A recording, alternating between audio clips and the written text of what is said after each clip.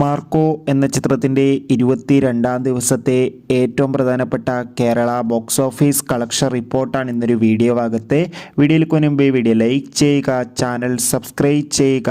ജനുവരി മാസം ഇനിയും ധാരാളം ചിത്രങ്ങൾ അങ്ങോട്ട് OTT റിലീസ് ചെയ്യും.